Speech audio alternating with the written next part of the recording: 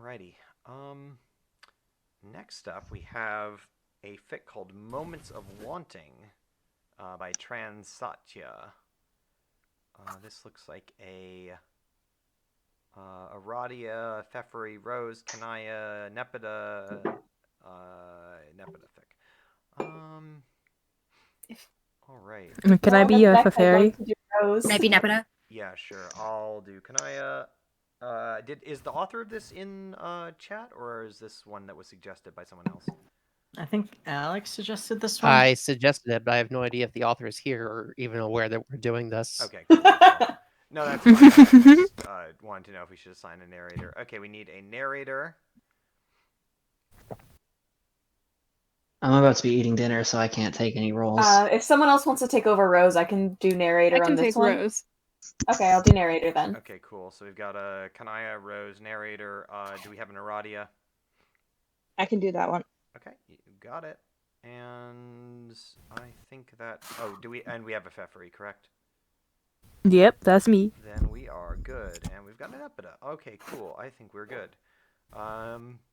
So this was. Oh, hey, this was actually written for the Lady Stuck Exchange for 2020. A fun piece of trivia, that is the first Homestuck fan project I ever participated in. I actually started Lady Stuck before I started writing, and then I ended up writing a couple things for Lady Stuck. Nice. Because I needed to fill in for people that were not available to write, including a really depressing Jade Kanaya story. Oof. Oof. Yes. Which I think we've read on stream before, or if I've read it on my stream, I don't remember. Summary for this one. Most ships traveled galactic distances by folding space. Aradia traveled by folding time. She'd look up at the stars, decide which twinkling light seemed the most interesting to her, and then begin to fly. Most ships traveled galactic distances by folding space. Aradia traveled by folding time. She'd look up at the stars, decide which twinkling light seemed the most interesting to her, and then begin to fly. It could take her more than an hour to leave an atmosphere, and at her flying speed, it would take her an impossible amount of time in the void to reach anything. Aradia could look across the impossible amount of time, and she could beckon the end closer to herself. It was happy to shorten itself for her, compressing identical eons of void into seconds. She'd fly forward and find herself exactly at the spot she wanted to be, without having to cross any real amount of time at all. Usually she followed her whims when flitting about the universe, whims that mostly focused on dead civilizations. She especially loved when she found ancient buildings or ancient corpses. It was a solitary quest that rarely involved any of her friends. That didn't bother her. She knew that given long enough, she'd see them all again. This was the first time she had felt compelled to seek any of them out. She was standing in the ruins of a civilization that predated her involvement in this universe by millions of years. They had been creatures of silicon, and the art they left of themselves reminded Aradia of crabs. From what she could tell, they had been twice as tall as she was, and had no reason to leave writing at her eye level.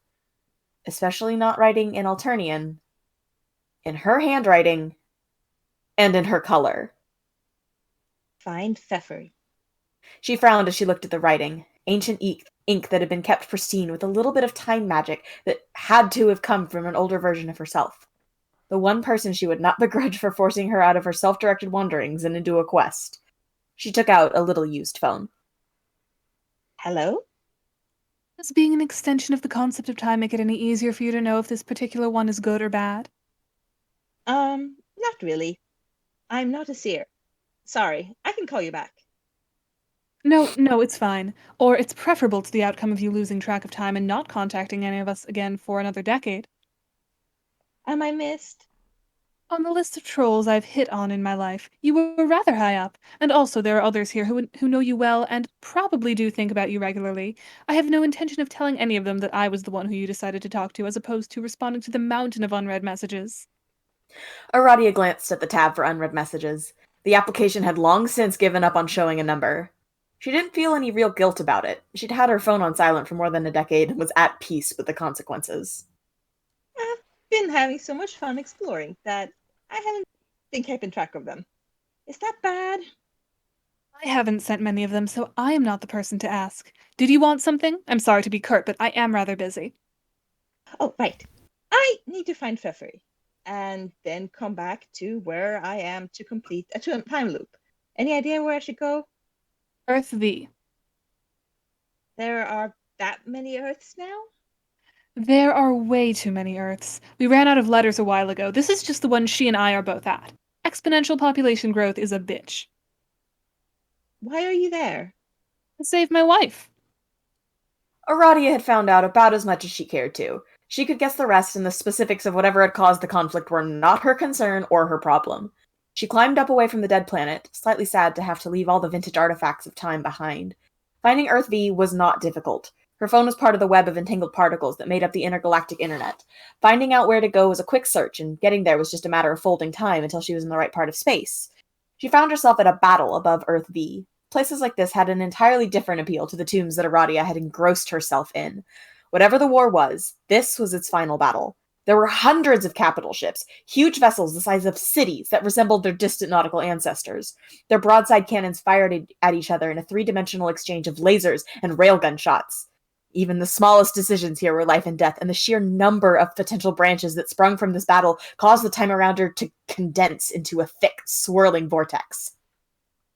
Aradia could not fold or tame this stretch of time. She could only follow its current. It was exhilarating, and she smiled as she flew into the maelstrom. The single largest ship had to be Pfeffry's. It was a golden command ship that resembled a trident. That was her target. Many of the ships in her path were painted green with golden weapons. She knew which demon the green ones took their image from, and from there she could guess the nature of this war. The demon had long since been vanquished, and she had no fear of his followers. One of these managed to notice the little maroon speck that was not a drone or a starfighter. Aradia saw the gun turn towards her. She smiled even wider. She kept flying. The battleship fired, lasers and railgun cannons assisted by computers to shoot at her precisely. There was a last moment before Aradia would have been obliterated. She reached out towards the moment after that, pulling herself forward and avoiding destruction entirely as to the eyes of everyone else. Her body seemed to teleport forward onto the deck of the ship. Rose the Lawn had been surrounded while doing something heroic. She'd foregone the bright orange garb of a seer for a stealth suit that was appropriately black and form-fitting, the perfect outfit to save her wife in. It was not the outfit she wanted to die in. Her and Kanaya stood back to back, Rose with her wands out and Kanaya brandishing a metal chair. Kanaya was glowing brightly, her fangs bared. She wore an abaya and a headscarf and was quite angry about the very long series of days that had been her current week, especially since it seemed likely to end in her death to a mixed group of humans and trolls wearing clown makeup. They had a bothersome amount of laser guns shaped like assault rifles, all badly spray-painted gold. Please tell me you bothered to prepare last words. For a lot of circumstances, yes. Not for this one, sorry, dear. I will try to find it in me to forgive you for this oversight. And then Aradia landed on the deck and they were saved. Rose cursed her ectobiological father, not for any of his major sins, even though there were many. She cursed him because the first thought that came to her mind had been the phrase Zawarudo, and there was nothing she could do about this fact. Hello, Aradia. Hey, Kanaya. Hey, Rose. Do I want to know what this whole thing is about? Not really. It is a very long and tedious story involving clowns. Not exactly the proportions of stupidity and tragedy that you'd expect from a Type 3 civilization going to war. Rose gave herself a moment to calm down, and then began the process of committing cold-blooded murder, incinerating the clowns around them one by one while Aradia kept them frozen in time. Thank you for saving our lives, by the way. You didn't have to get involved. I mean, I wasn't going to just let them kill both of you when I'm here and I can help. Besides, they shot at me. It occurred to Rose that she had never actually witnessed Aradia's vengeful side. Aradia's wide smile was unsettling in a way that she found rather attractive, and Rose found herself instantly curious about the girl behind it. Good luck with your quest to find a fairy. Not yet. She's in the big golden ship, right? These guys got in my way. Were they all guys? Mostly. The gender ratio is about what you would expect from a misogynistic clown cult. Fuck all of those guys, pretty much. Oh, wow. That does sound irritating. And I agree, I don't want to know more. Besides, maybe why my future self decided I need to be here for her. She was you at one point. Any ideas? Anything here you could want enough to be worth guaranteeing with a time loop? Not really.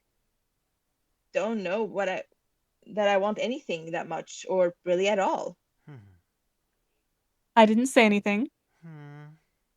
I'm just going to leave that on the metaphorical ground. I won't interrogate it. You know I'm trying to be better about that.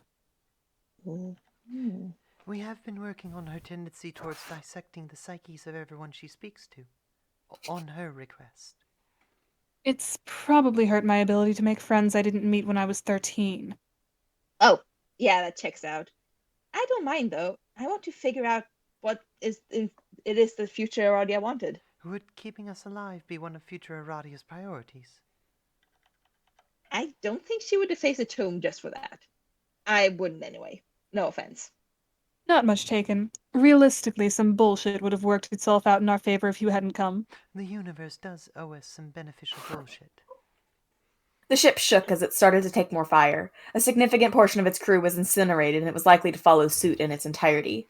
I vote that we do that thing where I am on the ground as the one person here who still cannot fly. Agreed. Aradia, it was wonderful seeing you and having my life saved by you. Oh, hey, hold on. Sorry. No problem. See all of you on the ground. She waved goodbye as Rose and Kanaya worked their way towards the escape pods. Aradia simply stepped off the deck and out into the void. Aradia found herself in her quiet moment. She froze that moment and looked around. Ships were burning and lasers were flying, but none of it had anything really to do with her. The ship behind her had silently exploded in space, but she could see a single escape pod rocketing away from the wreckage. The clowns were losing, but were also refusing to go down without a fight. They just wanted to struggle to the end in service of the demon they refused to believe had been vanquished. The many soldiers fighting the clowns wanted to survive and not live in a universe ruled by clowns. Rose had wanted her wife. Aradia's future self wanted her here. Why am I here? The frozen moment did not answer. She let her ever-present smile fall, then sighed. Time would stay frozen for her, so long as she didn't move, and she wasn't quite sure why to bother. The frozen ships falling apart were more than enough to occupy her attention. Her hobby was to study the dead, and studying the moments of death around her was not much different than that. She could easily connect the dots between the live cannons and the dead debris. The battle had its own story, and she could uncover it if she stayed in her single safe moment. Why am I here? She yelled into the void around her, into this moment that was only for her. She yelled to herself for the sake of herself. She yelled because if she kept avoiding the question, she'd be stuck in the moment forever, and she would never know what she wanted. She found herself looking at the escape pod and thinking of the married women inside. They could not know that Aradia had frozen this moment with them in it. Would you two stay together in this moment, if you could? And as Aradia asked, she realized they wouldn't. They had the moment after this one to look forward to, and the moment after that. Someday they would run out of moments together, but that didn't mean they'd sacrifice the moments between then and now, even if it meant they could keep this moment of togetherness forever. Aradia wanted that. She wanted moments in her future so precious that she'd be unwilling to stay in the moment she was in. She took the message of her future self as a promise. If she found Fefri, she'd find something that would give her what she wanted. She had an idea of what that something was, even if she didn't quite know the shape of it. Aradia flew forward. Time resumed. Fefri was not hard to find. Even against the gold deck of her capital ship, Fefri's jewelry gleamed. She was dressed like an admiral from some old navy, a long white jacket with a green and blue sash and fuchsia epaulets. She was in a duel of some kind, her trident spinning around her as she deflected blows from a club-wielding, purple-blooded clown who wore a crown of wilted flowers. He laughed maniacally. His expression was a wide and ugly parody of a smile. Aradia could not begin to care who he was. This was the most important part of the space battle, the duel for which the rest was just backdrop, and Aradia only had eyes for Fefri. She had a joyful smile on her face as she fought, her musical giggling cutting through the harsh, grating clown laughter. Aradia felt herself come awake as she watched her. Fefri was not fighting for her life. If anything, she was playing with her food the way a dolphin would. She was not one of those people who needed to be in mortal peril to feel something. Life was her aspect. Just by existing, she overflowed with energy. And in that energy, Aradia saw the things she would need to tell her past self to seek out. The clown raised his arm. Before he could bring the club down on his opponent, a whip wrapped around his neck. Aradia pulled down on her whip with all her strength. The clown stumbled back, and Fefri took her opening, stabbing her trident into the clown's chest. The clown fell, and Fefri rushed forward to wrap her old friend in a hug. Aradia, oh my god, it's been forever! I can't talk to you if I can't breathe. Oh, sorry. She loosened the hug, but didn't outright let Aradia go. Thanks for the help, by the way. You didn't need it. Well, no, not really. But still, it was nice of you. So what are you doing here anyway? What you doing your whole... Whole. I don't know exactly. You just sort of went off, and sometimes you sent snaps from God knows where in the universe. Next to some weird bones? Don't get me wrong, they're really cool weird bones. But glove if I know what you're, I don't know how to pronounce that word, doing. Actually, Actually. Thank you, actually. I couldn't really tell you either. Cataloging, I guess. Or maybe that is the wrong word since I'm not writing anything down. Maybe I was looking for something. But you don't know what, so you just keep glowing around until something comes along and you get swept up in it. Kind of. Or maybe that's exactly it. Have you been okay? Or okay? I mean, I did just win a big battle, so I'm fucking fantastic. I mean, tastic. the battle was more or less over. The light show in the sky had ended as clowns either died or surrendered. The vortex of possibilities that had been the timeline had calmed down to a small stream that Aradia could easily swim through. She could leave. She didn't want to, especially not when she was in Thefri's arms. Also, I guess I gotta keep the slip and the bling now? I mean, the ship, correction. It's been a long week of bullshit. God, it never fucking ends. But honestly, I kind of needed some bullshit. I really glad that you came out by now. Get to see me be a cool space captain, not a useless mole in a society with no monarchy. Now all I forgot is this. No, I've got all of this. Sorry. She took a gesture towards the deck of the ship. There was an amount of crew who were being respectful of their captain and the out-of-context time fairy that had shown up. Aradia suddenly felt like she had intruded on the last chapter of a much longer story. Thefri still had an arm around her, which is what kept her from wanting to disappear. Also, you missed most of the clowns? I am very glad about that part. Aradia saw what looked like Nepeta in the distance, cleaning her claws. She waved, and Nepeta waved back. Thefri blew Nepeta a kiss, and suddenly Aradia felt even more like she was intruding upon something. I should go. But what if you didn't? Excuse me? What if you didn't go? What if you stayed? I shouldn't. I'm not involved. You did just help kill the bad guy. You could have handled that yourself. Grill, we're saying nice things about you. Sorry. Don't apologize. I'm going to say something. She stopped hugging Aradia altogether. No pressure, okay? Like, actually none. You got it? If you say no, then I'll back off. I think so? Aradia became aware that her cheeks were heating up. Actually, no, I don't. I'm gonna kiss you, silly. And then she leaned forward, confident that she hadn't misjudged Aradia, but giving her plenty of time to stop this. For her part, Aradia found herself not reaching for her powers. She felt like she'd forgotten how to speak. It was within her power to freeze time at this moment and think about what she really wanted, but there was a moment after that where she was kissing Thefri, and she didn't want to delay that moment for anything. It was more accurate to say that Thefri was kissing her. This was not Aradia's first kiss, but it was the first one that she didn't expect she'd regret. She found herself in Thefri's arms again. All of the anxiety that she hadn't realized she was feeling was melting out of her. Aradia valued being alive, but she could only think of a handful of moments that made her feel as alive as this one. The moment over too soon, but Aradia didn't mind. She knew that with the way Thefri was still holding her, there would be plenty more moments like this one. Well. I certainly wish I still kept my chart. Then again, the chart was so quadranormative. Nepeta was standing beside them, looking very pleased with this development. She was also slightly covered in the blood of clowns, but that didn't detract from how nice it felt for Aradia to see her. Yeah, besides, who has the time to work with charts when you're part of a cool and sexy group of space adventurers? Hello, Nepeta. Hey, Aradia. So, if it wasn't obvious, I am already someone who kisses Feferi a lot. Yep. A lot. So if you want to stay, well, there's that. Which might be a plus or minus depending. Did I say you on the idea? Probably. I'm trying to remember how words work. I'm going to go with yes. Not just because it's something to do. I think right now I want this. Perfect.